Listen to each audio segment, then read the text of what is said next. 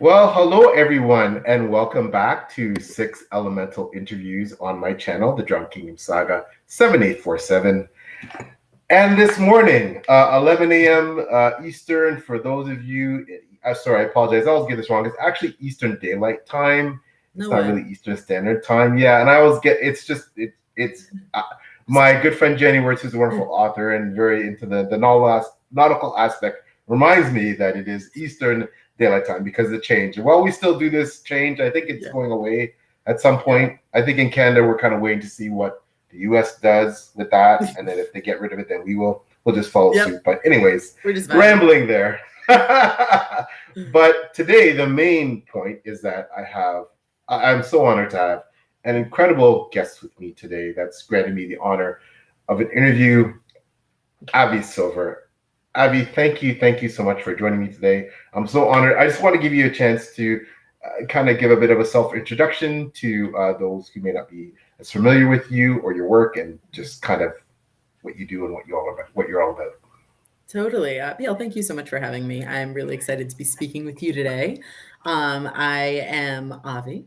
I am an author, editor, poet, and gender menace, currently based in the land colonially known as Hamilton, Ontario. In 2018, started a press with my partner Sienna Tristan called through the Shale Project. We are sorry, my coffee hasn't hit yet. About halfway through this, you're going to watch me become conscious.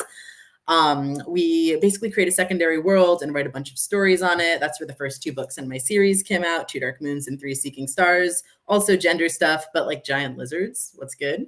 And then this past year, Pluralities came out with Athos Arts. Outside of that, I have been Co-Editor-in-Chief of Augur Magazine previously, and been in some anthologies with poetry and short fiction, have some reptiles, and just float along. That's me. Wow, that's a lot. And that is a lot, and that all sounds amazing. Thank you. And before we really get into your work, etc., you've just told us just a snapshot about all the myriad of things you do in the community. And also, I know you're a very modest, humble person, but you know, you've been nominated for a Rhysling Award, and that's an Annie Award given for the best science fiction, fantasy, or horror poems of the year. So you're a poet. Yes. You're an author and you're a poet, and that's a big part of it. Can you tell us a bit about poetry and what you do in that space? And it's something that I haven't read a lot of poetry, especially in the fantasy sci-fi context. But can you speak a bit about that? Yes. Oh, I love this question. I love poetry. Rhysling-nominated for The Captain Flies, which is a poem about Captain Hook, but also my experience with Tourette's. If you see me wiggling at all, I'm just getting the demons out. It's the world's funniest neurological disorder. So that's me. But yeah, I think there's a lot of questions during poetry things, but like, what is speculative poetry? All poetry is speculative. But I don't know. I'm very interested in genre as a space to really dive into theme, dive into metaphor. And what I love about poetry is you can do as much as possible in as little space. I think of it as catching lightning in a bottle, like it's getting the most sort of condensed thought. So working with poetry helps me really get to the point of what I'm trying to say, because I am someone who, if I can say it in 5 words, I'll say it in 50. It takes me a while to go on a journey. I think speculative poetry is an incredible space. There's some amazing poets out there right now. Thérèse Mason-Pierre is, I think, one of the greatest poets of our time, and a very good friend of mine. And she does a lot of great work in speculative poetry. I think in some places this shows up as having sci-fi or fantasy elements. But the question of what is speculative poetry has been explored by people much smarter than me. Back in 2021, I was the recipient of a Canada Council for the Arts grant for a collection that I'm still engaging with, which was Jewish speculative poetry, and trying to explore Jewish identity through speculative lenses. So, for example, the way that I wanted to dive into both some natures of Jewish identity, while using speculative elements, was writing a poem where the speaker of the poem is engaging with a goblin queen of the underworld, and is recognizing a bunch of like Jewish stereotypes in her face and her body, and finding her beautiful, and being like, what does it mean to work with this and to just kind of sit in it? So that's sort of an example of how speculative stuff would help me out a bit in poetry. Wow, that's incredible. I quickly, before I comment on that, I just want to, and thank you for that. So I want to put up a quick comments. So Sonia Yu is here. Well, Sonia, thank you. She says, hello, what a great way to kick off the day. And Brendan May is also here and sends some love out. So thank you so much, Brendan, for joining. Brendan's the one. He's my DM. He's about to smoke my character in like 22 hours. That's the one I said I'm going to D&D. He's about to ruin my life, actually. So great to have you, Brendan. Just doing some scouting beforehand, Brendan. So thank you so much, Brendan, for showing up. So wow. So and I don't want to say too much because we're going to talk about pluralities later on. You mentioned in your poetry that some of it was linked towards exploring what it means to be Jewish feminism, etc. And of course, I saw that clearly in pluralities, that exploration. So in terms of you writing fiction and longer fiction and or shorts versus writing poetry, does your poetry and elements of poetry bleed into your writing fiction, speculative fiction? How does that work? Is there an interrelation there? Absolutely. Writing poetry makes me a better fiction writer.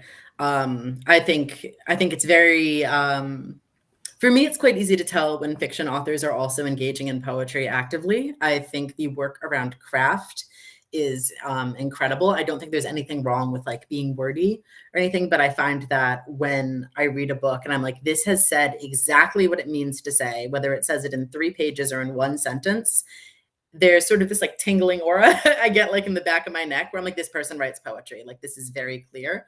I think poetry helps me get to the heart of what I'm trying to say, but it goes the other way too. Like a lot of my poetry is very narrative. I don't really know how to write poetry without a story in there. And I think fiction helps follow that path. Another brilliant human, Leah Bobbitt, a great author, once said that genre is the medium is the container with which the story fits. So the idea of choosing the right container for what you are making is, I think, one of the most interesting and sometimes difficult parts of writing anything. When you explore like poetry, fiction, shorter fiction, full series, determining how much space you actually need, I think, is very supportive to a story. Oh, fantastic! That's an incredible answer, and I definitely see. And for me, it's manifested in your prose. That your prose is like, my friends and I, and those who are familiar with the channel with me, we teach it all the time about me being a prose snob, et cetera, et cetera. Your prose is fabulous. It's poetic. I see the lyrical aspect very much in your prose in terms of the one book that I've read from you. Of course, it's more a novella length, but I mean, I definitely see your poetic background translate into your work, and it's phenomenal. And I do, and I'm laughing when you talk about being long-winded. Like, I'm famously long-winded. I write big, chunky, epic fantasy books. Yes. And I've struggled. I'm writing a short for the first time, actually published with an anthology, Shape of Worlds. And of course, the biggest challenge for me was condensing what I want to say in, 5,000-ish words. I found it almost impossible. It's not a strength of mine. So I really have a lot of admiration for people such as yourself who can be so effective in saying something with a line that just, will resonate with you. It's not a whole passage. It's not, it's not a character going on some rant for 2 paragraphs. It's a line or 2 or part of a sentence. It's so, I just find that talent exceptional. You clearly have it. You're clearly blessed with it. I know obviously you've worked in it. I'm not trying to, say you haven't, but you are blessed with that talent. And I certainly saw that in your work. But so we have, the aspect of your poetry. But you've mentioned that, I mean, you are an editor, a publisher essentially.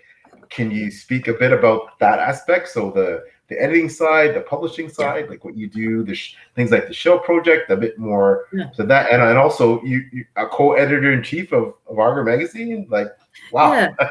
Yeah, that's a role that I've recently stepped back from and miss very much, but I've needed to work on other things. So my time at Augur was incredible for honing my short fiction and poetry. That exposed me to some of the just the most talented people. So that was definitely. I'm trying to figure out where I want to start. I think I'll start with Shale. I'm someone who. I don't actually like writing that much. It's hard. It's annoying. It's like, it takes so much work. You have to do it by yourself. And then sometimes you finish it and you're like, actually, this sucks. And that's, I kind of hate it. This is my most problematic opinion about, well, probably not my most, but it's one of them with writing. I love editing. I am always in the fight of my life trying to just get something done so that I can self-edit. Because once there's something to work with, I can do something with it. And I love editing other people's work because I'm really interested in relationship. Everything I do is about relationship. And I think that the editing relationship is so beautiful because what someone does is they put something in front of me that they love and that they have worked with and that they care about. And my editing style is to ask them about 1,000 questions and to go in and say, so I am reading this. This is what I'm interpreting. Is that what you want?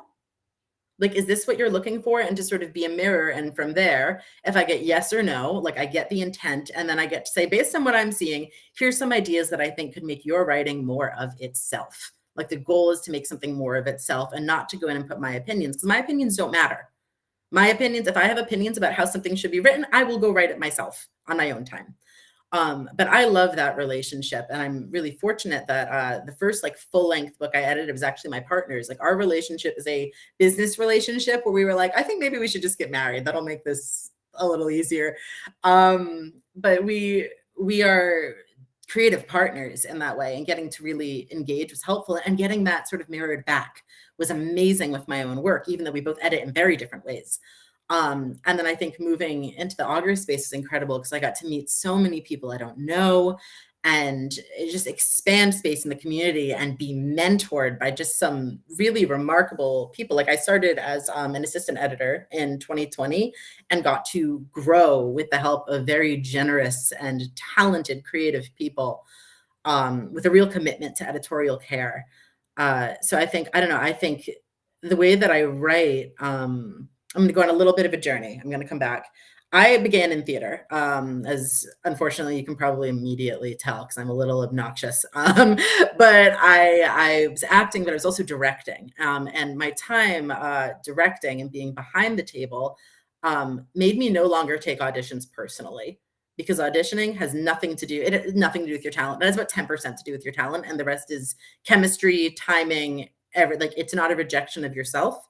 And being on the other side of reading hundreds and hundreds of people's submissions and rejecting a lot of beautiful things. Just last night, I was thinking about a story that didn't make it to the long list. And it makes sense to me that it didn't. This was 2 years ago, but I still sometimes think about that story and just have to like hold my heart and be like, oh, that really happened.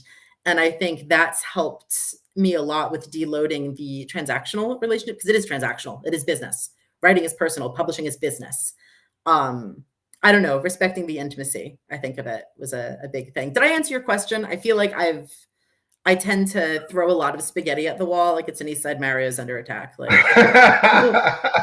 no, you absolutely answered, and you answered so eloquently. And I'm the one that was throwing out so many things, and you caught all the ball. You caught all the balls like a pro, like, and just tossed them back out. So, and there's so many places that I want to go with that. A couple of comments I want to make, and I'm so happy for you that your partner is also your business partner. And I don't know if you caught the interview I did with your good friend Edie Bell, a publisher, that she also, of course, as you know, same thing. And I had mentioned that with my wife and I, the marriage and everything came long before the business partnership. But she's also my business manager for this entrepreneurial thing that we do. Yes. And Emily and I talked a lot about how that vibe works, and all the pluses, way more pluses than negatives, but also some of the frank challenges that you can have, right? When you go to bed with a person that you're running a business with, right? Yes. So I think and again, we talked about the positives. It's fascinating to hear you say that part of the draw and part of the relationship, part of it started with the fact that you had probably some like-minded views about how to run a business. How when that all comes out in the wash, I know for myself and my wife, a lot of it, my wife handles the strictly the business end. I do the writing, and she's also my first and best editor, and she's like one of those, like, she doesn't like read fantasy. She doesn't like it. So she I'm lucky. You can bias, of course, she likes my stuff, but she's ruthless as a fix this, doesn't make sense, don't do that. Like, very, and we try and take the gloves off and just be really like, kind of step back a bit from the work. How does it, if I can ask, how does it work between you and your partner when it comes to running the business side? Like, how does... This is a really interesting conversation because right now my partner and I have been having a lot of conversations. Pre-COVID, I think we had a different answer, and right now the answer is evolving because we have both changed. What we want has both changed, and I think that the creative relationship is very natural between the two of us, and I think like room for editorial stuff. Like, we're definitely a lot more like I don't want to say harsh, but that ruthless, like straight and to the point. I would always be more comfortable having that back and forth with my partner than with someone I don't know. I'm like, I don't know our dynamic. I don't know how you're going to read this. I have done the neurodivergent thing before where I'm like, oh, I'm being direct so you understand me, and I really hurt someone. And while that's like a two-way thing, and I'm not going to be like, I was a dick. So I'm like, no, I was just saying what I was thinking. It's a lot easier, I think, creatively when you're with a partner who there's already good faith and trust. Like, you don't need to go, I'm not trying to be mean. It's like, well, I have lived with you for 10 years. I know that you are not being mean. You are coming with respect for me and my work. We also get a little silly. I know Sienna is such a lyrical writer, beautiful, knows many more words than I do. And when there was a theme in the first book where there's a character who's very like non-romantically enamored with another. It's like, this person's incredible. I admire you so much.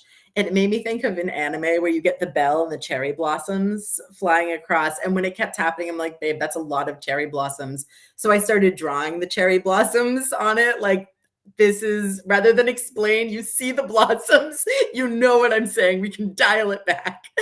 But I think, with the business side, I think so much of running a business with someone is agreeing about what you want and being willing to adapt. Like, there was a time years ago where I wanted Shale to become like a publisher for a lot of people. I would never want that now. That sounds like hell. I'm good. I'm out. I'm not doing that. I am in Shale for fun. But I think like business is hard. So it's that thing of like, if you're doing this, are you having fun? Because we don't have to do this. I could have been an accountant and made a lot more money. Like, I could have done that. So it's like, it's hard, but also like, if it's too hard, do something else, because art shouldn't be, I think the idea that art has to be super painful is very defeatist and not, I don't know if it's actually conducive, at least to my process. Yeah. No, I totally concur. And isn't it funny, Avi, you really struck a chord there, like, not just about writing, but about going into a business relationship with your partner. Like, I was thinking with writing, I mean, this isn't my full-time gig, God willing, one day it is. But if I wanted to have a part-time thing that made money, there's so many other things that I could have done that do that. And there were actually, so many other choices I had rather than partnering with my partner on essentially a business venture. But that was the route I chose. But I think I think for people like yourself and myself, you know, when those choices work out, you just feel so vindicated in a way that you made the right choice. You know what I mean? Yes. And it's something that, you know, now when I look back, and I don't have I'm not nearly as prolific as you, and I haven't done as much as you in the writing sphere for certain. And everything I said, you're so dynamic with everything you do. You know, I realized that, you know, I honestly don't think I'd been as successful. I would have been as successful, what little success I've enjoyed, if I hadn't gone that road and if I hadn't teamed with my life partner. So I would not have any books out if I was not with my life partner. I would not have done it. Sienna, one of Sienna's greatest strengths is that they believe in other people's art. They care about it. They want people to make art. Like if you meet Sienna at a convention and you mention that you are writing something, they're going to squirrel you away and ask 1,000 questions about it. And they're going to follow up because they care. And I think it is such a beautiful quality, because I think one of the most damaging things that I think anyone can do in this industry is not care about other people. Like as an indie author, I have had a lot of engagements with indie authors where, buy my book, do this. This is it. Why isn't it selling? What's going on? I'm like, have you talked to anyone else here? Do you care about other people? Because none of us are entitled to sales.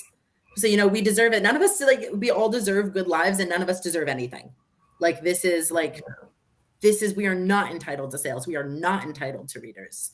And I think community and connection, like not networking on a business way, but genuinely like giving a shit about other people is, I think, how, no matter what your industry is, how you find success, in my opinion. But I'm just one guy and I'm kind of a dick. So what do I know? But that's my thought. Yeah, Sienna's why I'm writing. So well said. And of course, I completely agree. We're nothing without the community that we're part of. We stand on the shoulders of so many people, and then when we're in a position to actually help and promote and push people forward above us, the corollary, the benefit is that they pull us up with them. So that's the beauty of being part of all this. I just want to quickly put up some comments. So we have the wonderful Timothy Wolf here. Good morning. A fabulous author himself. Go check out Timothy's books. He's a great guy. Love Timothy. Oh, and it looks like I presume that's your partner. There's here. Sienna. Yeah, that is right there. Okay. We love Augur. She says. Hi, Sienna. So, thank you, Sienna, so much for joining us and supporting. Classic Avi. Someone who knows you better than anyone else is saying that's classic Avi. And then we have Sãoni again. I've learned so much about editing by editing with Avi. Okay, wonderful. Yes, yeah, Sãoni is also an incredible editor with Augur Magazine, and a dear friend. Fantastic. Thank you so much, Sãoni, for joining in. Avi, it sounds like anyone would want you as an editor. And I go back to your comment about, you know, it's not about you imposing your will, essentially, on the work. It's about you finding out what that author was trying to express and bringing out the best in that. And that's, you know, I'm sure you are a brilliant editor. Epic Tallies, the wonderful Epic, a fantastic Epic's channel. I mean, you'll watch that channel and you'll just sit there with your mouth open. The graphics that he uses, it's just like, check out Epic Tallies. Wonderful guy. Someone who's also going to be a brilliant writer, I'm sure, once his stuff comes out. So definitely check out Epic. Thanks so much for coming by, my friend. And then Sienna says the cherry blossoms. Yes. Now I have that image is never going to go out of my mind now. It's real. It is definitely a thing. And we have CS Liz, and she sends the cherry blossoms as well. I would. Wow, that's awesome. A lot of great people coming out to support, and thank you so much again. Quickly, these sort of long form content, it's not what it is without the people who participate and join and comment and ask questions. So thank you so much for everyone who's showing up to do that, and of course everyone who's going to watch this live in the future. So okay, so as we turn back to you and everything you do in this space. So you mentioned that with your poetry collection. It's being funded essentially, and it's through the Canadian Council of Arts, if I'm not mistaken.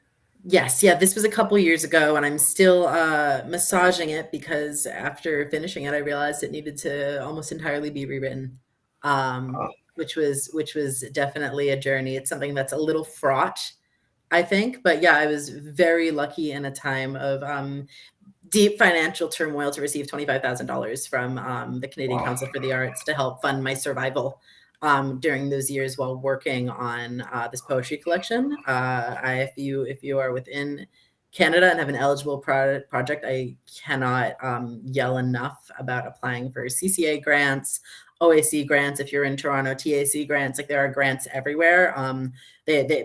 Canada is very, I talk a lot of shit about Canada, but Canada is very unique in this corner of the world for the funding that it gives to artists. That's something that many Americans certainly don't have. And I think it's very, as an American citizen who's living as a permanent resident in Canada, that's something I just really encourage fellow folks who are living within these colonial borders to apply to again and again and again.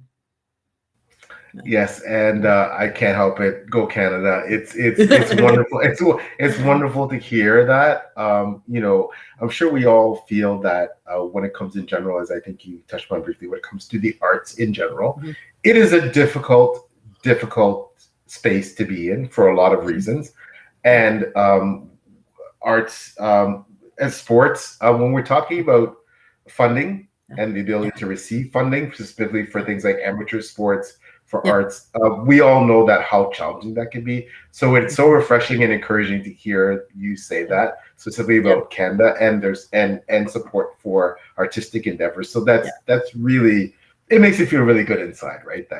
And I will say that funding is actively being cut and challenged. So I'm just going to encourage everyone who has the capacity to go out and vote and make a stink, because if we want that to keep being here, it's something, unfortunately, that we are in a place where we have to fight for. So I'm saying thank you, but I also want to throw out that caveat that it's not a given, and it's something that I encourage everyone to be. I think that's some excellent advice. I just want to quickly end this, my curiosity, and please, I'm not trying to pry. So please, feel free to comment as far as allows. So you said that you are a citizen of the US, you're PR here.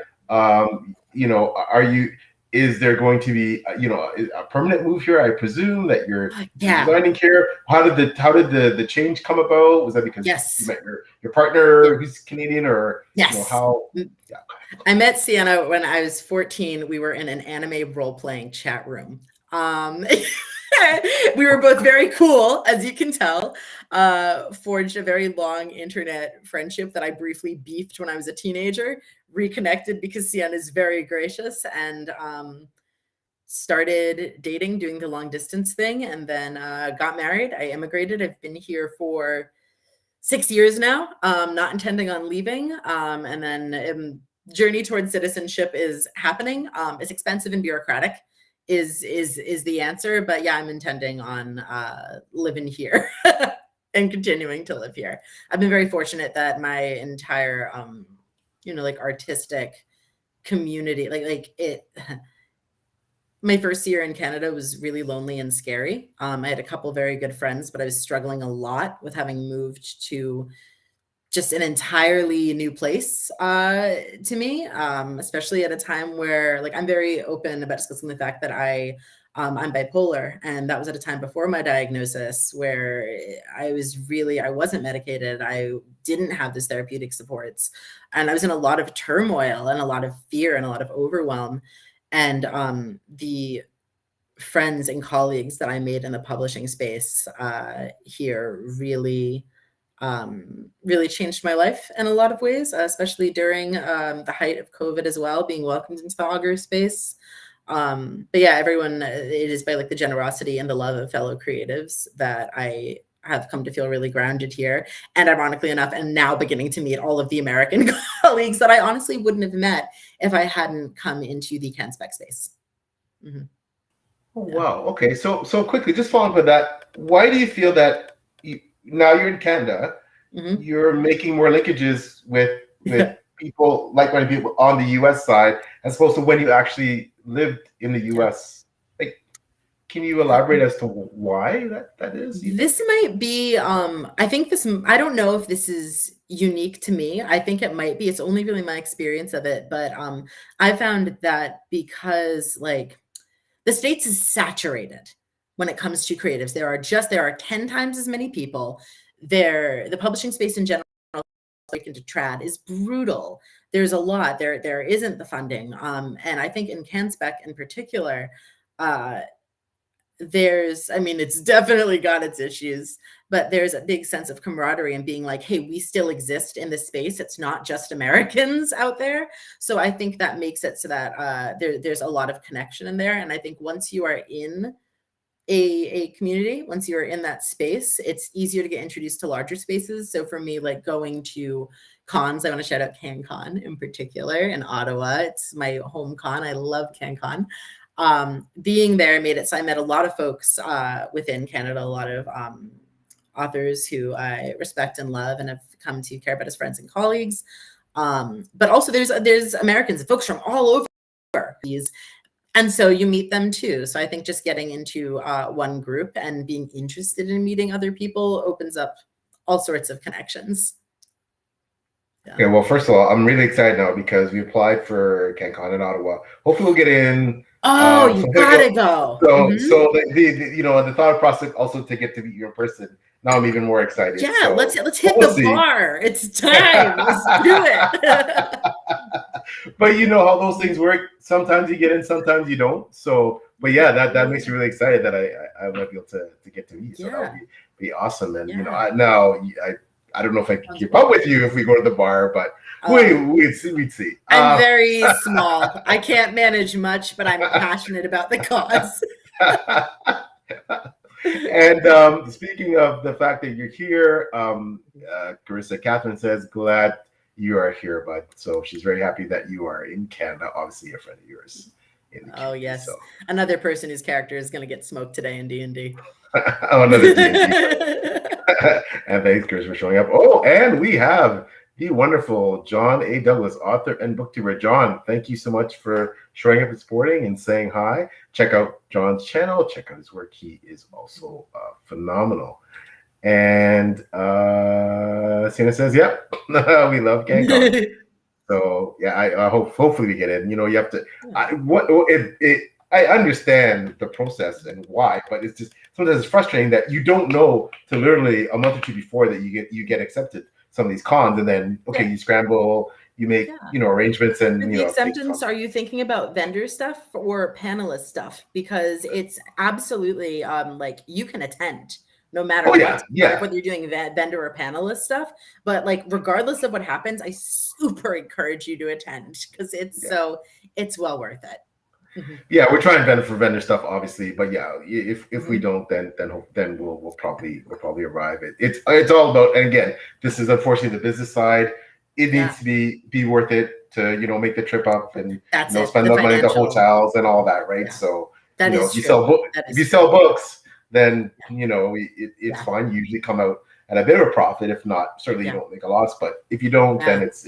But it's an investment too, right? It's a worthwhile investment, even if you don't sell books. So yeah, so we'll see how it goes. But hopefully, we'll get to see you in Ottawa this year. Would love that. Yeah, that would be awesome. So when we're talking about Avi Silver, we're poet, publisher, editor, creative. I think that. For me, my introduction to you, and so how I learned about your work is through the wonderful Edie Bell Emily, who I happened to meet at London, Ontario Comic-Con. Oh, love so that. That's how we met, hit it off. Actually, our booths were right beside each other, so struck up talking, and her wonderful husband was there. My lovely wife was there. It was great, and got to know her and bought some of her books, and she was. From day one, she was plugging you. She was plugging you and saying, "You have to read it." I do on the publishing side. I do this. You need to check out this. author, poet, interviewer from day one. One of the first things she said was yeah, and then thank you, Emily. you got her there, and it is true. She had that book in my hands, right? And thank God she did, because I have to say, Pluralities, and thank you, Emily, for introducing me to this book, which has led to this conversation with Avi. This is I've shouted to everyone that I can possibly talk to in the space how amazing this book is. It is currently definitely my top indie small press book of the year. It's certainly going to figure in my year-end configurations. I'm shot calling a bit here. I know it's May, but I'll take it. It must, and it's the best book of its kind that I've read all year. It is simply phenomenal. And again, thank you, Emily, for getting me onto this book. I just, I'm going to try and put together some cogent thoughts here about this book, because, really, truly, I'm probably going to sound really dumb as I just gush about it. You're good. I love attention, and I love compliments. I'm thriving. But as Sonia puts up, that Pluralities is such a special book. I totally agree. I mean, obviously, as an outsider, as someone who didn't write it, as a reader, as a fan, I've obviously read a little bit of what you've written about why you wrote this book, but in your own words, why did you write this book? What was the intention behind it?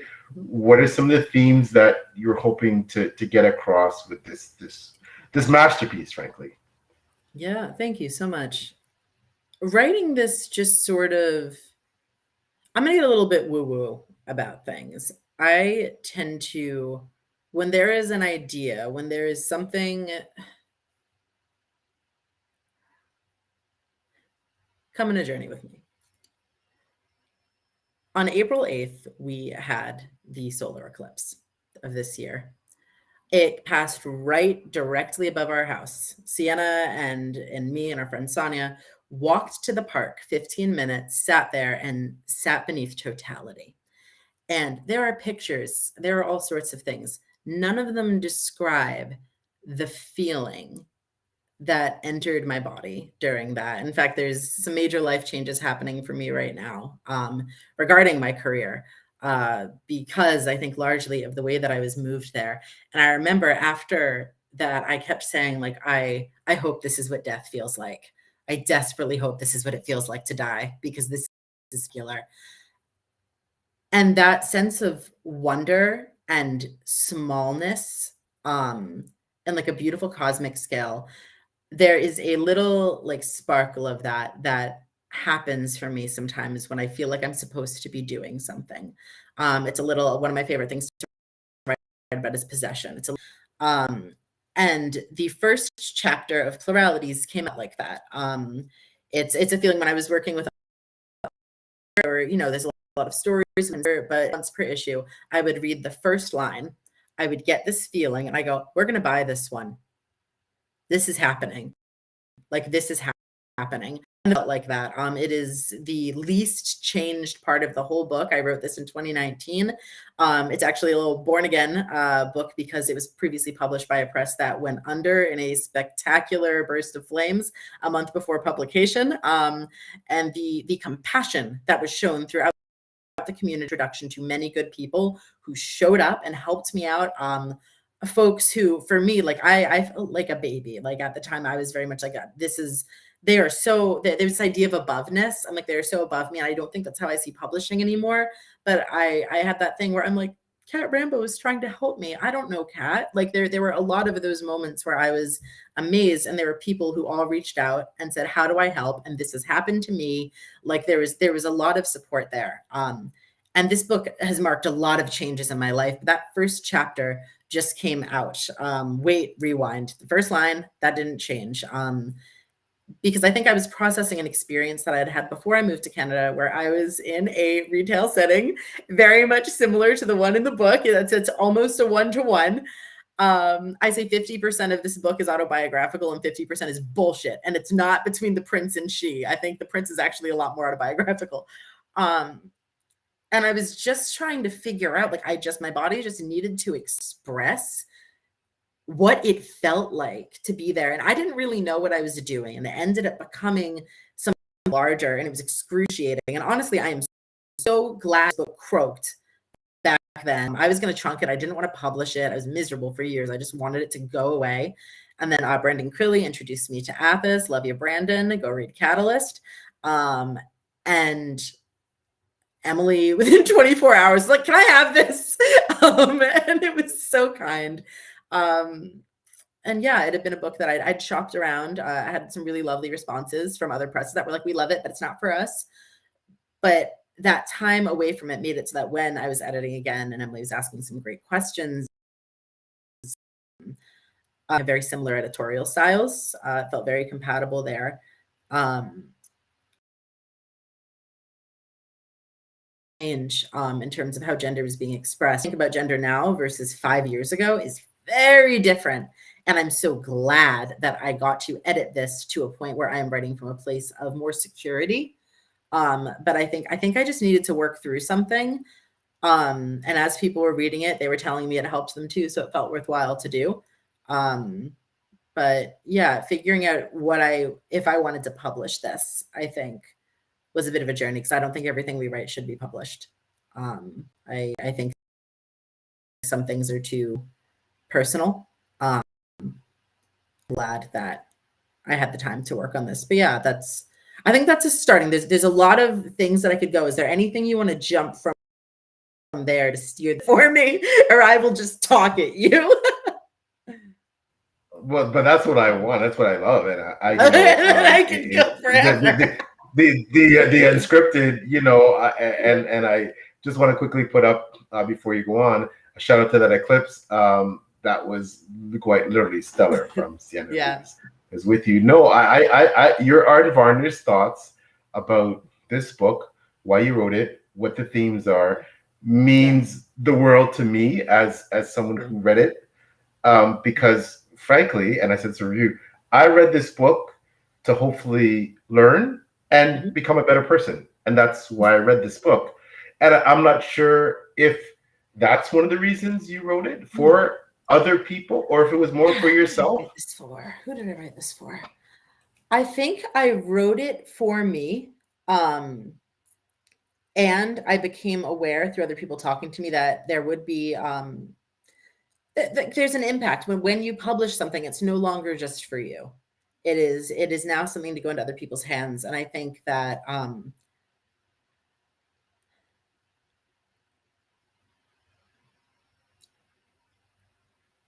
Lynn Sargent, another incredible poet and writer who interviewed me during the book launch of Pluralities, had asked, how many eggs do you hope to crack with this? And my answer was all of them. And I think for me, I believe that gender is only fraught because we live in a world that makes it fraught. Otherwise, it's fun. It's not real. Everything is made up. We are all but brief specks on this rock that is flying through space. Look at pictures of galaxies and tell me that gender matters. Come on. And I think that my goal really with this, and I think it changes a lot, but as of right now, one of my big goals when it comes to this book and my hopes and the things that make me happiest is when anyone, whether they are cis, trans, everything, it's to just think about their gender. Just think about it. Make it a choice. I grew up on the narrative that people who are trans don't have a choice, and it's very tragic. And the positive was we must love them for who they are because they are wounded. It was very pathologized. The compassion was pathologized. So it was either, let's kill them, or it was, isn't this a tragedy? We must extend compassion. And I think compassion is beautiful, but I'm loving at this point, despite the fact that Let's Kill Him is also really having a heyday right now.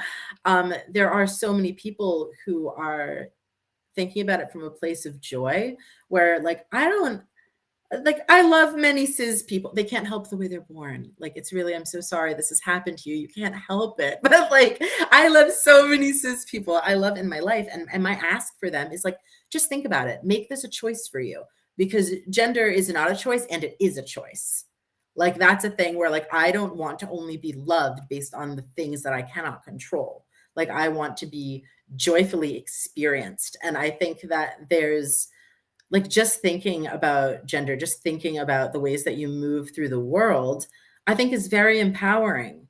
I think it's a beautiful thing. I think people go, why are there so many queer people? There's so many trans people. How did this happen?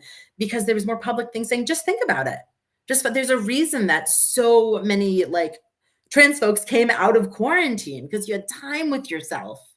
And I think that's an exciting thing. So for me, regardless of where anyone lands, I really hope that Pluralities encourages people to just like think about it and have a good time, and also know that like it doesn't have to feel joyful while you're working on it.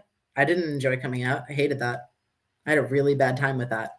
Not because other people were overly busted to me beyond what's normal, but because I was not happy. I was like, I'm gonna spend the rest of my life justifying my existence. But I like where I'm at now. But it's a journey. It's up and down. So I think, yeah, with the themes, there's a lot around transness. There's a lot about who you are, but I think it's just making the way you move through the world intentional, so you can be proud at the end of the day.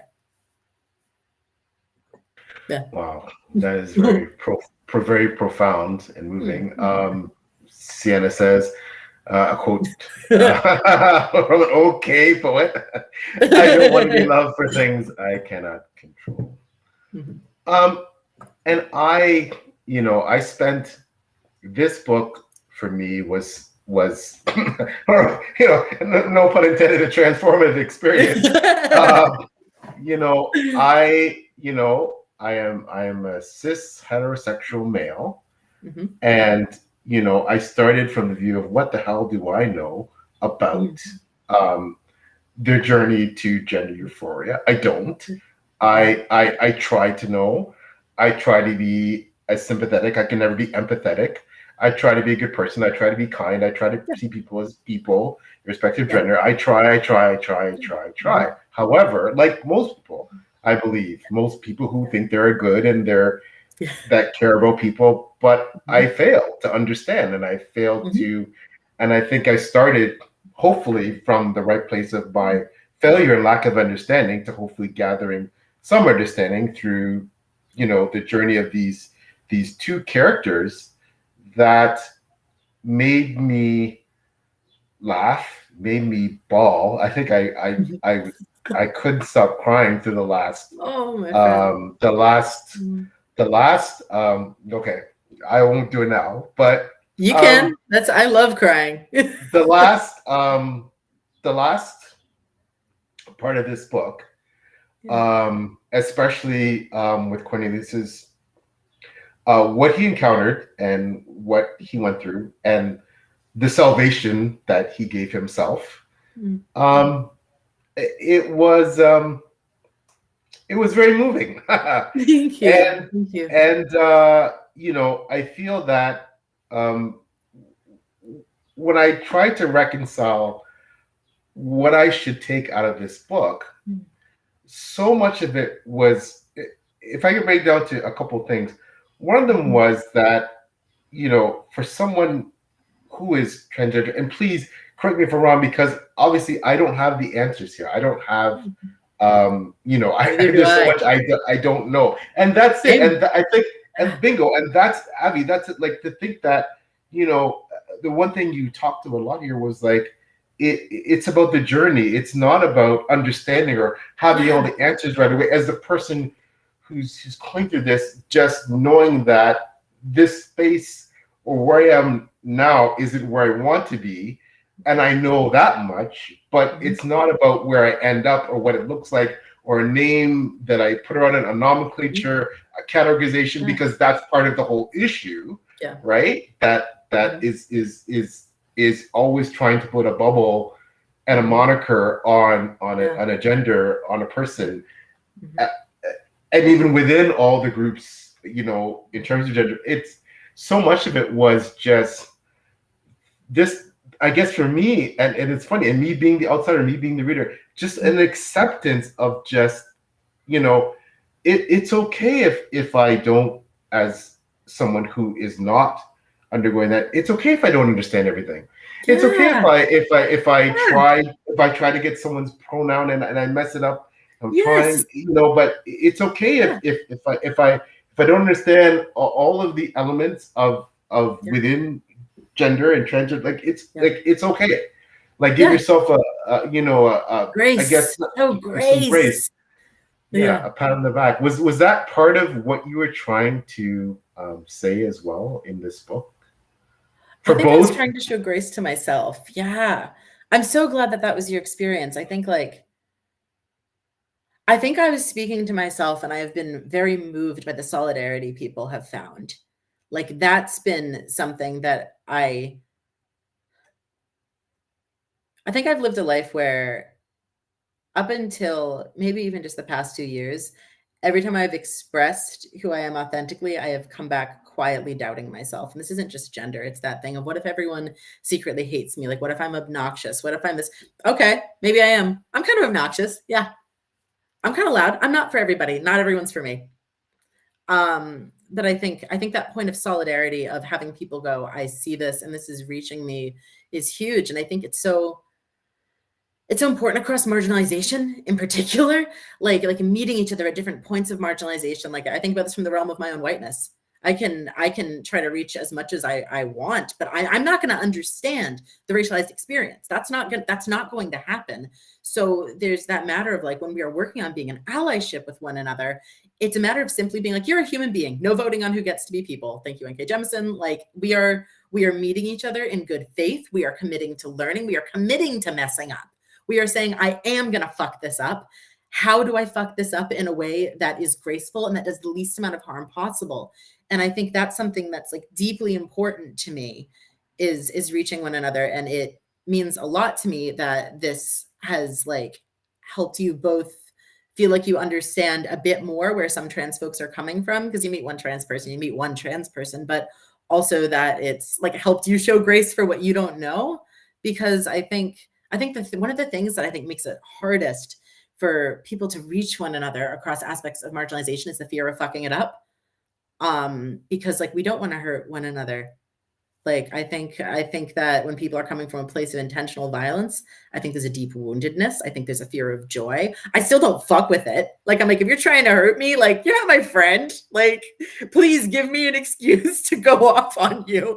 But so many people, I think the vast majority of people are coming from a place of good faith and finding ways to identify what's good faith and choose like comfort. Like that's a bit like when I go into interactions, when I discuss pluralities with cis people versus trans people, I shift my mindset because I go, this is a place where I can expect there to potentially be some fumbling.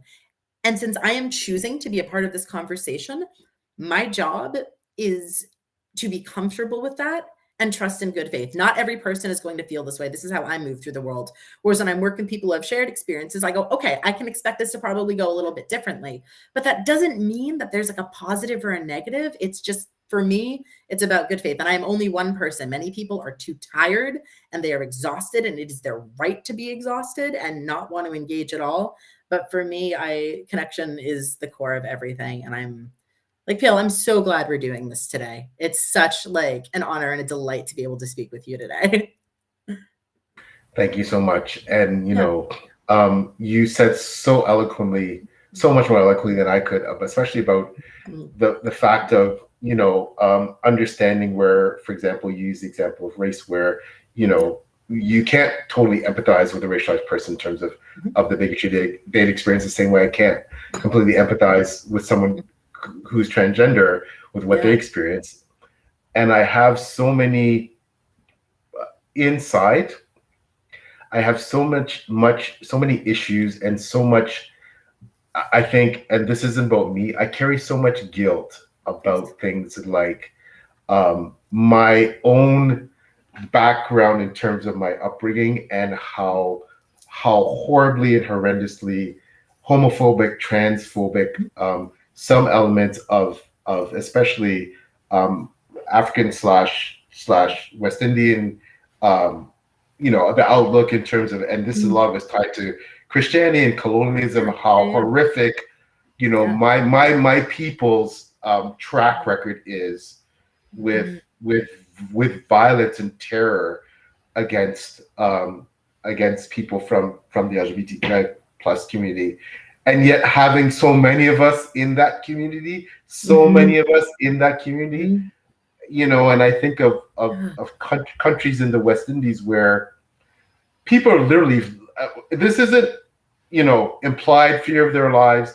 They cannot be seen out. They cannot cross into certain zones of that country, or else they will be killed. There's no if, and, buts, maybe, because if they are seen holding hands with someone of the same gender, if they are seen cross-dressing, if they are seen, they will literally be killed. These are predominantly, you know, Black and or African places. There are laws enacted against, you know, you can't have transition surgery in these countries. You can't even talk about it. There's so much, and then there's so much wrapped up with me about someone who has spent most of their career in law enforcement, and the complicated history of someone being in law enforcement and law enforcement's general relationship with now we're talking about the whole LGBTQI plus, the whole queer community, and things like the complicated legacy of groups that, with the best of intentions, and where, you know, allyship lines have been drawn in these fucked up ways in terms of, like, so hard. If you want to talk about I hate to use the example, you know, the Pride Parade in Toronto, Black Lives Matter, the LGBT community, the Toronto police, like there's so much in there that just makes me weep, right? Yes, where it's sad. You think about people, as you said, who should naturally be loving towards each other, kind towards each other, be allies, and it all gets messed up with politics and all kinds of other things. And that it's hard to, it's very hard to think about. And like I said, this is about me. This is more about what I'm trying to say. I'm rambling here. I'm also interested in it being about you, though. I really appreciate you sharing this, like being in conversation with you. Like, this is like a vulnerable thing to share. And I just want to say thank you for your trust. Like ask your question, but I just want to go in and say, I don't need on my part for you to say it's not about you, because I'm glad it is. And I'm so grateful you're sharing this. Apologies for interrupting. I just really wanted to say that. No, not at all. And I feel like this book that you wrote, Avi, you know, it kind of made a dam burst. And I think, you know, for people who read it, a lot of people will feel the same way. And that's just one of the reasons why it's so worthwhile reading. But I do want to, like, again, not focus me and focus on the literature, focus on the book, focus on why it's so amazing, focus on why people should read it. I said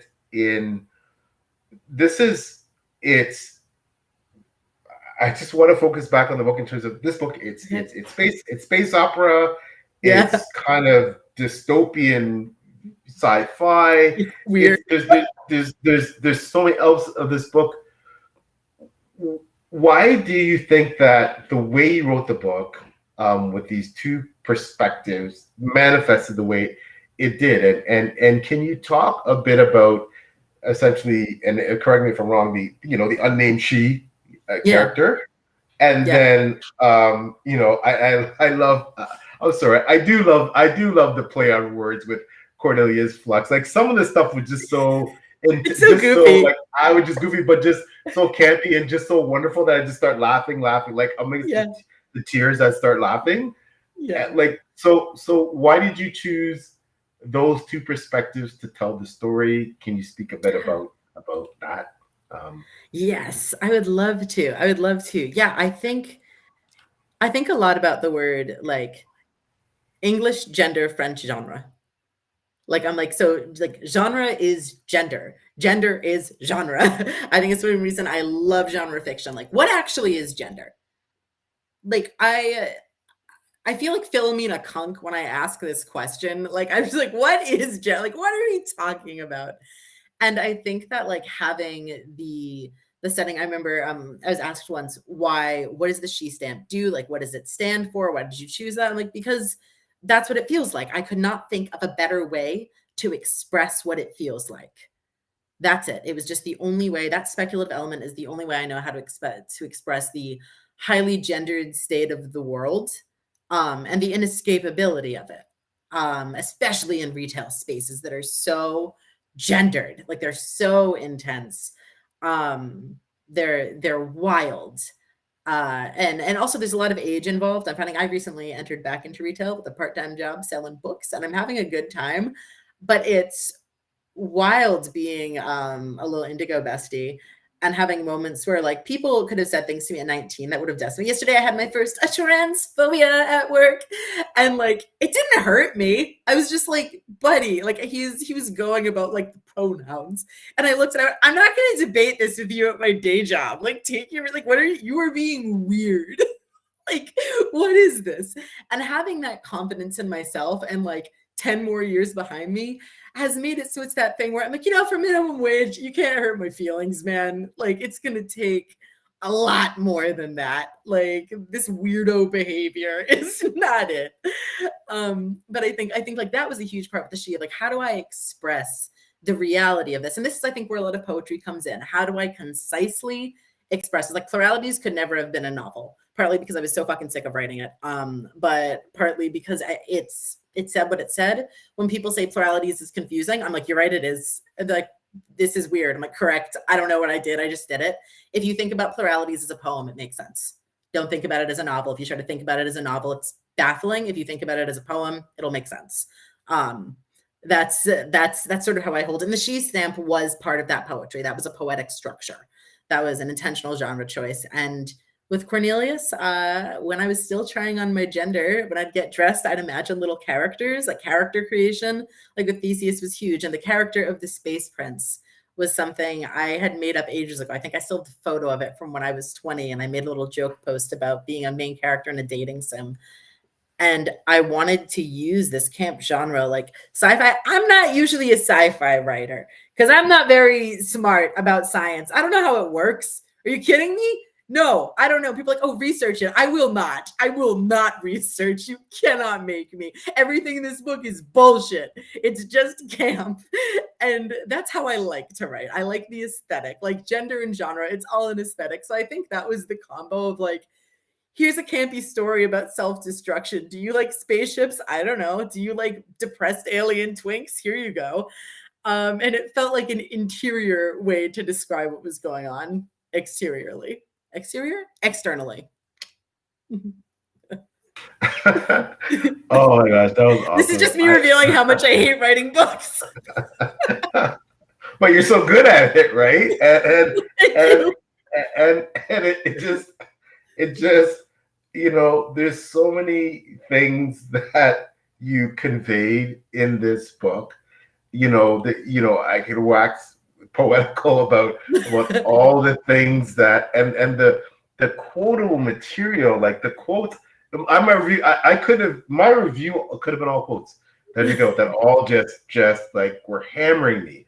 And I won't do that now, obviously, for brevity's sake. But in terms of the review, I encourage you to read the book and read all the reviews, including mine, on Goodreads, etc. But the themes, and just two themes. I know we're running out of time, but with this book, just about I can do the full 90. We're good. Coming to terms with what you trying to get to a place with your own body where your rejection of who and what you were, but rejection of not being that gender or that place that someone else wanted you to be, and finding that place where you need to be, and you're not sure where that exact starting or stop point is. Mm-hmm. That it is the courage that it takes. There's a courage that I can't even fathom, but also very cognizant reading this of the danger, the danger posed to yourself with being in that state where you feel like you will literally destroy yourself unless you find a way to get to that point. And the courage it takes to say, I'm going to get to that point. I don't know what that point looks like. I don't know where it is, but it's not here. But I'm going to make the journey, even if it kills me. It's almost incomprehensible courage. I don't, there's all kinds of courage. There's battlefield courage. There's the courage to stand up for principles. There's all kinds of courage out there. But that's a different kind of courage. Thank you, Avi, and that's the kind of courage that you've found. I don't know how. I honestly, I think that was probably one of the other things that came out of this book is that, all the different kind of courages. I think I understood that, but I feel it's almost a new category to in terms of the courage that the characters in this book and people such as yourself, because he said this is a lot of his autobiographical, to decide, make a conscious decision. The courage to come out is one thing, right? The courage to face ridicule, scorn, potentially violence, ostracization from your family members, that's one thing. But the courage to find where you want to be and realize that the journey itself, as you said, it may be traumatic, but it can also be so joyous. And I want to take that chance, and I'm going to do my best to make it joyous. And I'm not going to focus as much as on the destination. That courage is, I don't have words. I'm not being very articulate right now, but I don't have words for what that means. And I guess if it's a question, my question is, how do you find it? How do you find it? I don't feel very courageous. I don't necessarily feel like a very brave person. I think I look at my life and I see a lot of chances I didn't take right now. I think that's right now I'm in a period where I'm trying to take more. And I appreciate you saying this. I think I hate for this to be the answer, but I think spite was a huge motivator. I came out as trans shortly after Fuckhead, whose name isn't worth saying, was elected in 2016. And I remember saying, you know what, fuck it, existence is resistance. This is what I'm doing. Like, it's existence is resistance, just being there. Like, I'm trying to remember who said this. It might have just a Twitter user, someone who had said, like, trans people, don't kill yourself. If you do nothing else with your life, that is fine. Just please don't kill yourself. Like, please, that's it. Because we need you. And it's hard because so many people do, because it's exhausting. And I like,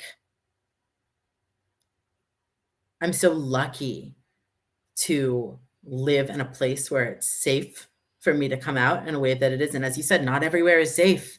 This is like, I am protected by so many things.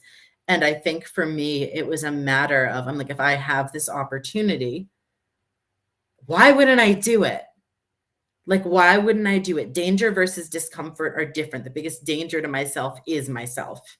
Like, that's it. And like, it's that thing where, like, there are laws, there are things, there are people who could really fuck me up, and maybe one day will. That's something I think about a lot, especially as I'm medically transitioning. We're talking to my therapist and going, all right, I'm on T. I want to be a little more androgynous. And they went, okay, we need to talk about how you travel now, just so you know. And I was like, oh my God, there's places in the world I can't go to now. But that's also true with queerness. Like, that's a thing. Or like, when I'm engaging with law enforcement, I'm tense. Like, there's that thing of like, okay, how's this gonna be medical settings? I had an experience, well, I just passed the anniversary and didn't realize the first time I ever actually thought I was dying happened a year and like 2 days ago to me. And I remember they were asking me for my pronouns, and I was saying just she, her. Please just use she, her. Please just do it. Because all I could think was, I don't know what kind of doctor I'm going to have, and I can't advocate for myself right now. And I don't want them to kill me. Like, because that can happen. And I remember the nurses being confused about that. And I was like, oh my God, you have not like lived this experience. Like, my quality of my care could be different. And I think like, so that like there are those realities, but I think for me, when it comes to like the I'm engaging with the word courage because I'm like you. You're challenging some of my worldview on myself right now, in a way that's crunchy and interesting to me. I think that the choice, regardless of like gender, but the choice to be true to who you are and to ask who am I is the hardest thing in our lives to do. I think getting good with you is hard. Now when I get misgendered every single day, especially in the work setting. I get called the nice lady. I'm like wrong on 2 counts. But I don't take as much damage because I'm good with me. Like I know what I'm doing and the people that are about know. And as long as no one's trying to like fucking kill me while I'm doing my life, like that's kind of it. But I think regardless of like what it is that you are doing, like the choice to be yourself is big. Before this interview, knowing that what we'd be talking about, I played a song for myself, which is I Am What I Am from La Cage aux Folles, which I watched the movie The Birdcage when I was very young, and it changed my world. And walking around kind of in tears, listening to I Am What I Am is the thing that gets me through the day when I'm feeling fucked up. Because that's no matter what you are, no matter how you're living, like that's, I think what I'm going to say is I think it is very brave to be who you are. And maybe I should look a little bit more at who I am and admire the difficult choices that I had to make for myself. So thank you. I don't know if this was very coherent. I've just gone on a journey publicly. No, it is very coherent, and I truly appreciate you sharing that and being able to share that, and that even the sharing in itself takes courage. And as you said to me, I give it right back to you, being vulnerable and being able to do that on camera and being able to whoever watches this to see that. So that in itself takes a lot of courage. So I commend you. Can I add one more thing? Of course. There's a degree of nuance that I'd like to touch on real quick when I think about the trans people who have lost their lives and anyone who has lost their lives to suicide. That is not a lack of courage. I want to make that very clear because I'm like, it's courageous to be here. It is not courageous to opt the fuck out. Like that is a tragedy when people are moved there.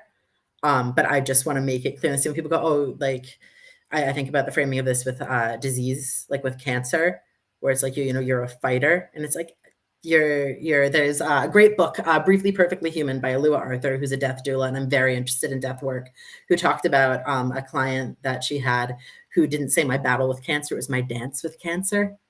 It's a matter of like, this is a relationship we're having. And I think I want to make that so clear and explicit that in like the dance of the things that cause us pain, there are not winners and losers.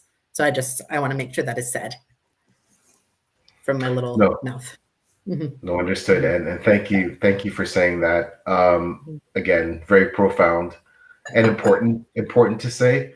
And I think for me, this book is for so many people, myself included, from the aspect of learning and even acceptance of what I understand and what I don't, as I said, and what I want to understand and where I aspire to go in terms of my understanding and my sympathy. And as you said, for people, who are going through similar things as the characters do in this book. It is one of the most important books I've read in my whole life. And I'm 55 years old. I've been around for a while. I've read a lot. So here's to 55 more.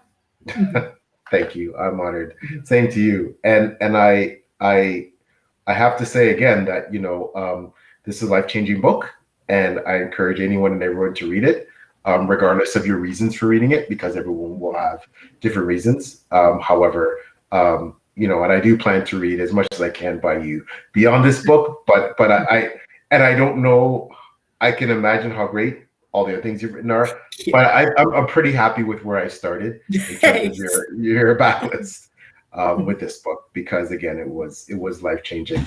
Just a quick, I guess, sorry, I put up the wrong comment there. This one, this is from EDL. That's right. Yeah. Kind words, EDL, but I think it's the guest that's so amazing. That's why the conversation is so special. And but yeah, thank you for that. And she also said, yeah, this one lost one of our authors at 25. I'm so sorry, Edie and Avi. I'm really sorry to hear that. And she's part of me now. Rest in power. Yeah. Yeah. But listen, I am not going to monopolize your time. I know you have some gaming to do. I promised myself I was not going to, I was going to respect your time. You've been so I could do this all day, dude. I'm having such a good time with you. So could I. I haven't even started on all the things I really want to ask you, but I'm hoping that you'll do me the honor of coming back one day, so maybe we could pick up on the million and one things that we could probably talk about. And God willing, get to see you in person one day and meet you. Yes, I'll keep tissues in my back pocket. Don't worry. Just, I'll travel with them. I love it. But I do want to give you an opportunity as we're winding down to let everyone know where to find you, where to buy your books, where to learn about your works, and all the things you do in the space, including all the different projects you're working on. How can we all find out about everything to do with Avi Silver? Yeah. Right now, I'm most active on Instagram at ScreamBeansSnav. That's SNAV. I'm also on Twitter, but it's mostly just for updates because it makes me feel bad when I'm there. I'm on Blue Sky, I think, also at ScreamBeansSnav. I have a website. It's so out of date. I think maybe the domain died. It's mixavisilver.com. And then you can also check out welcometosHale.com to learn more about the Shale Project. These are a lot of the places you can find me. Right now, I actually just finished writing the final book in the Sãoni Cycle, which is very exciting. And so we're diving hard into edits and seeing what we can do after like 3 years fighting with it. And the Pluralities, I should have said this, has been nominated for an Aurora Award for Best Novella. So, oh my gosh, congratulations, Avi. Congratulations. I'm so happy for you. That's sorry, amazing. I forgot. Congratulations. That is so amazing. If you're a member of CSFFA, I won't tell you what to do, but like my hair looks kind of good and Peel's very smart and likes me and like it could be fun. Like, let's see. So that's the big news. And yeah, working along, feeling good, and let's hang out. That is fantastic. I did put in the links to this video, links to Avi's website and her X, Twitter, whatever you want to call it. Well, there, of course, there's two of me and the mouse in my pocket. I do obviously. Again, as we're winding down, I want to thank everyone in the chat for coming by and commenting, and it's just been incredible. Obviously, that's a testament to how popular Avi is, and and definitely, get out there and vote, and vote for Pluralities. Read it, and I meant against Doug Ford, but also Pluralities if you want. Sorry, might be. But Avi, I can't tell you how amazing this has been, how much I've learned, and again, how privileged I feel to have gotten a chance to speak to you, virtually. I do hope I get to meet you someday in person. Yes. And I do hope you will do me the honor, regardless of coming back in the future, and maybe we could chat a bit more about a whole bunch of things. I'd love to do a part 2 with you for sure. That would be I'm very, very down for that and very excited. And I just want to say thank you for one of the most enjoyable conversations I have had about this book. This was really such a good time and such just like a boost. I appreciate your thoughtfulness, your vulnerability, your great questions, your solidarity. There's so much that I think we could get into. So thank you. Yeah, thank you. Yep, just scratched the surface, but hopefully we'll get to do it again. So once again, I want to thank everybody who came by and anybody who's going to watch this later. Thank you so much. And again, you're what makes this kind of long form content what it is, why it makes it so special. So again, thank you to my special guest, and everyone will be signing off, and we'll be speaking to you.